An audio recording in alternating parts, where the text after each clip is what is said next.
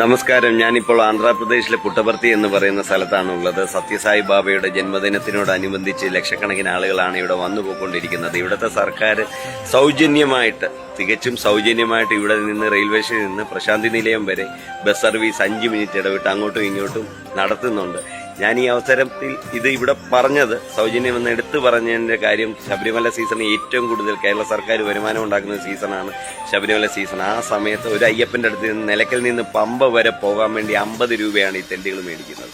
നമ്മുടെ ഈ സർക്കാർ ഫ്രീ ആക്കണമെന്നൊന്നും പറയുന്നില്ല, ഒരു 20-25 രൂപ വെച്ച് മേടിക്കും. ലക്ഷക്കണക്കിന് ആളുകളല്ലേ വരുന്നത്.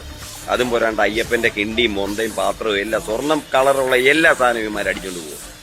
ചവിട്ടി കയറുന്ന പടിയും ഉള്ള എന്തോ ദൈവമേ, അയ്യപ്പന്റെ കോണകം സ്വർണ്ണ കളർ ആയിരിക്കരുത്. ഇനി അതുകൂടെ അടിച്ചുകൊണ്ട് പോകും ഈ മലമൈരന്മാർ. പറയാതിരിക്കുന്നു, ഒരു പുണ്യസ്ഥലം എന്നാലും അങ്ങ് പറഞ്ഞു പോകും. ചെറ്റകൾ, ഫസ്റ്റ് ക്ലാസ് ചെറ്റകൾ, പറയാതിരിക്കുന്നെങ്കിൽ.